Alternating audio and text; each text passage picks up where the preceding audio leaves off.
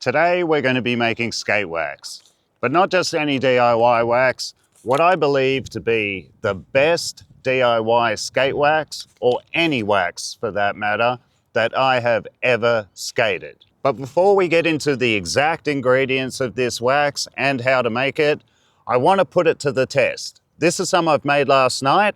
I'm here at a, well, almost empty car park, and I want to put it to the test on a few different kinds of curbs.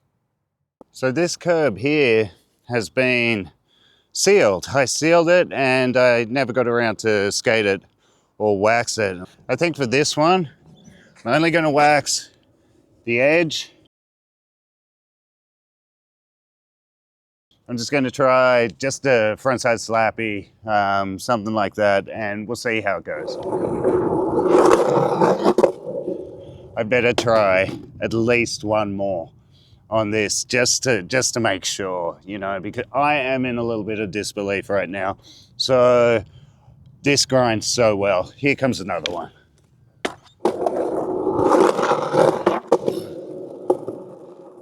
I think for the sake of this exercise, I know how it's going to skate. I'm just going to try and get some longer grinds maybe, and just look for basically a consistent slide and grind.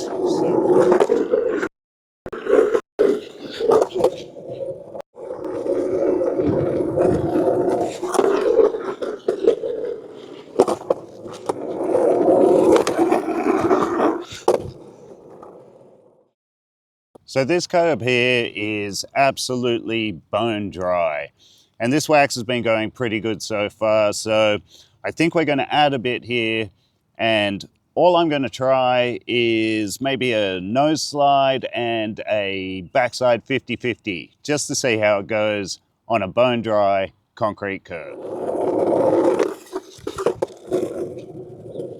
I mean, that definitely wasn't pretty, but it was a nose slide. To me, that's proven that it will slide. Now let's see if it'll grind.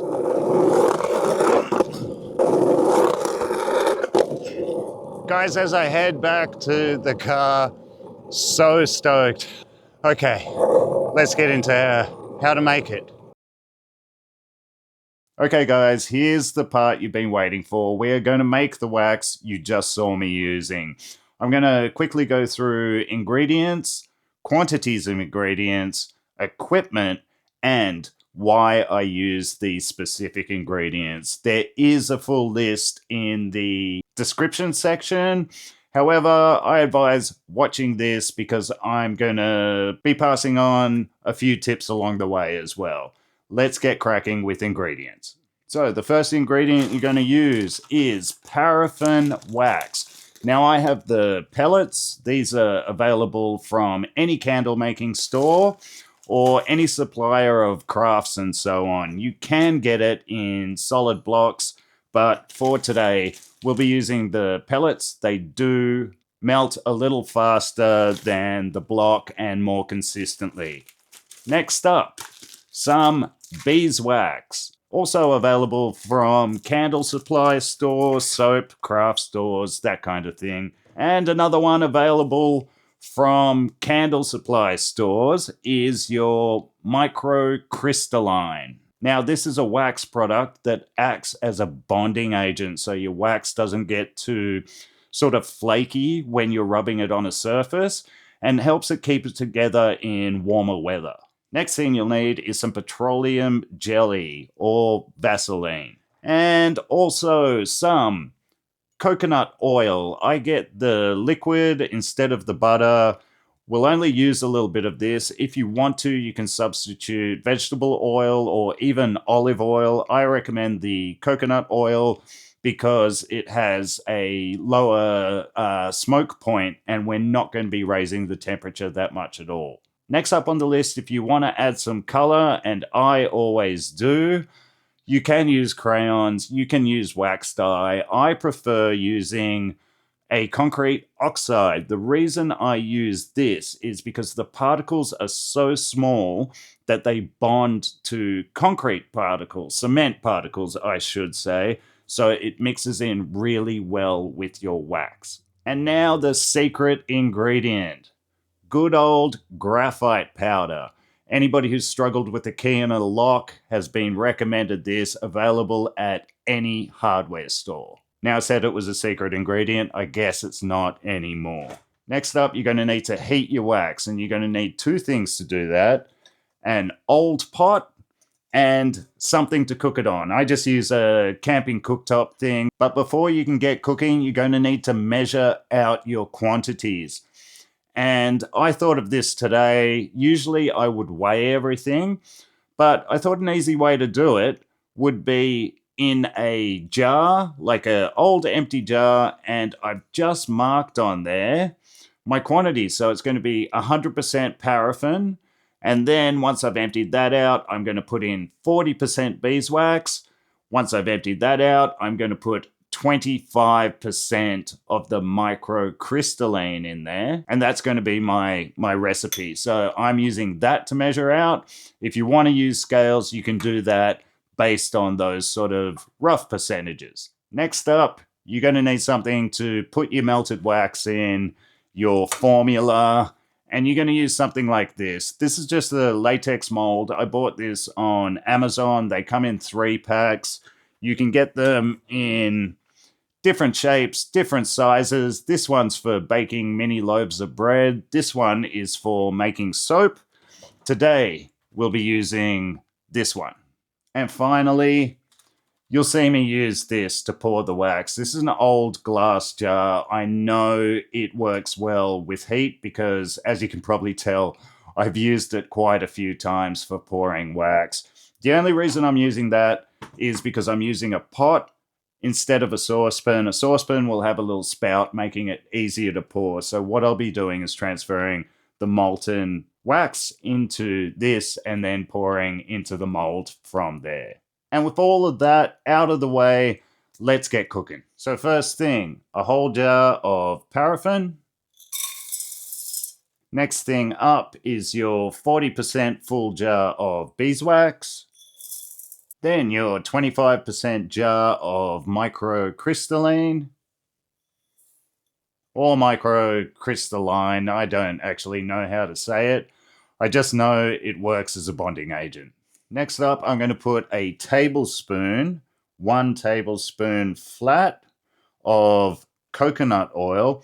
Now, I should mention that the cooker is not on at this stage. And as I scoop out this tablespoon of petroleum jelly, I'll tell you why we don't have the cooker on yet.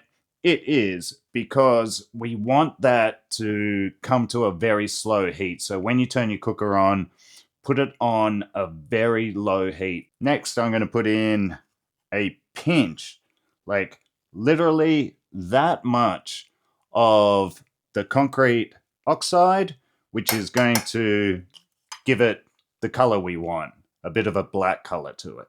Next up, I'm going to add 1 teaspoon of graphite powder. You can do a little less, but this is what I've been using for the experimental phases of this wax, and it has worked really, really well. And now we're going to turn our cooktop on a very low heat, the lowest possible. For me, that is all the way down there. I doubt you guys can actually see the flame, but trust me, it is really low. And because it does take a little while to melt, I think we'll skip ahead to the final product. All right, guys, I wanted to show you what this looks like as a liquid. And it's really got a bit of a magical look with the graphite in there, I find anyway. You can see how low my heat is, and you never want to bring this to the point where it is bubbling. That's all melted now, so I'm going to turn my heat off, and we're going to get ready to pour right now. And so even after you have melted all your ingredients together, I like to give it a few minutes just to rest a little bit, just so the heat can lower. And then one of the advantages of pouring into another vessel is if you have let it sit for a little while, it does get mixed up again. And I also use this safety pot in case that glass jar does break. You don't want that molten substance going everywhere, especially if you're working in your kitchen. So I think the time's come to pour out our skate wax. Let's give it a pour and see how we went.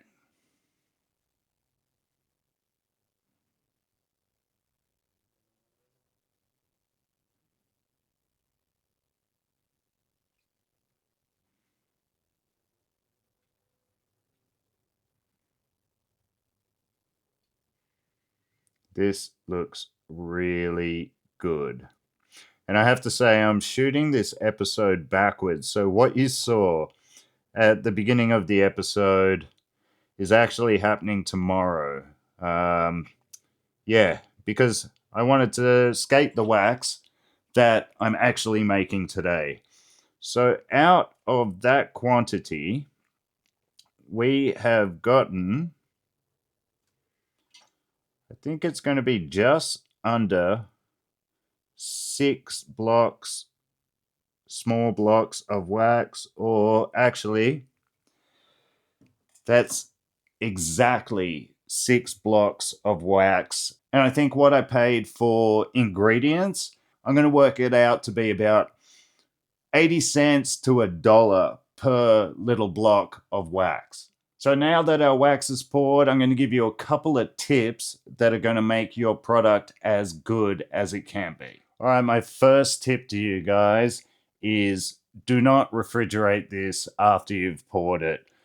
It will go harder faster, it will cure faster, but essentially what you're doing is shocking the molecular structure, and I found through error of doing it myself that it does make for a flakier wax. Another pro tip, do not use candles as your base ingredient because you don't know what the ingredients of those candles are. Tip number 3, do not over stir your product while it is melting. That can also affect it. I'm not going to go into the science of it, but trust me, it does. Don't over stir. Another tip to making skate wax, experiment. Experiment with other petroleum or oil-based substances as an additive and just see how you go. And another tip, make large batches. Share it with your mates. You won't believe how much of this you actually start using once you have large quantities of it. You will be waxing everything. And speaking of sharing with your mates, if you think somebody will find this useful, please send them the link. Otherwise, like, subscribe. I hope you found this helpful. I hope it saves you guys some money and you have fun making your own wax. Damo, Sore Loser Show.